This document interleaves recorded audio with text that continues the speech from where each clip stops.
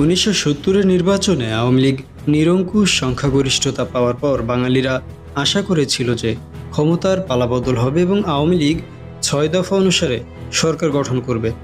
28শে ফেব্রুয়ারি 1971-এ তৎকালীন রাষ্ট্রপতি ও সেনাপ্রধান ইয়াহিয়া খান পাকিস্তান পিপলস পার্টি এর জুলফিকার আলী ভুট্টোর প্ররোচনা ও চাপে জাতীয় বিধানসভার কার্যাবলী মার্চ পর্যন্ত স্থগিত করে দেন। তারা এরই মধ্যে শেখ মুজিবের জনপ্রিয়তা হ্রাস করার উদ্দেশ্যে তদবির চালিয়ে যাচ্ছিল। জুলফিকার আলী ভুট্টো এও বলেন যে তিনি বাঙালিদের ক্ষমতা থেকে দূরে রাখতে চান। এই স্থগিতকরণের প্রতিবাদে আওয়ামী লীগ 7 মার্চ 1971-এ একটি গণসমাবেশের আয়োজন করে। এই সমাবেশ এতই সফল ছিল যে পাকিস্তান সরকার সেনা ছাউনি ও পূর্ব পাকিস্তানের সরকারি প্রতিষ্ঠান কার্যাবলী সীমিত করে দিতে বাধ্য হয়। জেনারেল ইয়াহিয়া শেখ মুজিবের সাথে বৈঠকের উদ্দেশ্যে মার্চের মাঝামাঝি সময় ঢাকা আসেন এবং এরপর ভুট্টো তার সাথে যোগ দেন।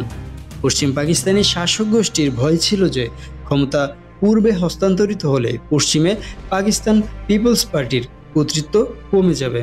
পাকিস্তানি জেনারেলরা, যাদের মধ্যে গুল হাসান ছিলেন অগ্রগামী, পাকিস্তান পিপলস পার্টিকে সমর্থন যোগাতে থাকে, যার ফলাফল দাঁড়ায় সেনা আক্রমণ। সুখরঞ্জন দাশগুপ্ত তার মিডনাইট ম্যাসাকার ইন ঢাকা বইয়ে বলেছেন, তাজউদ্দিন আহমেদ স্বাধীনতার পর তাকে অপারেশন সার্চলাইটের কারণ হিসেবে বলেন, মুজিব সহ আওয়ামী লীগের পঞ্চপ্রধান একটা পরিকল্পনা করেছিল যে যেহেতু পাকিস্তানের মধ্যেই নির্বাচনে তারা ক্ষমতা দখল করতে পারবে বলে জানত, তাই প্রথমে তারা তাই করার সিদ্ধান্ত নিল। পরিকল্পনা অনুযায়ী শেখ মুজিবুর রহমান মন্ত্রিসভায় থাকতে চাইবেন না। সৈয়দ নজরুল ইসলাম হবেন প্রধানমন্ত্রী, তাজউদ্দিন আহমেদ হবেন স্বরাষ্ট্রমন্ত্রী, খন্দকার মোশতাক আহমেদকে পার্লামেন্টের স্পিকার করে দেওয়া হবে। তারপর একসময় প্রধানমন্ত্রী রূপে সৈয়দ নজরুল ইসলাম পূর্ব পাকিস্তান থেকে পাকিস্তানি সৈন্যবাহিনী সরিয়ে আনার হুকুম করবেন ও তাজউদ্দিন আহমেদ সে হুকুম তামিল করবেন।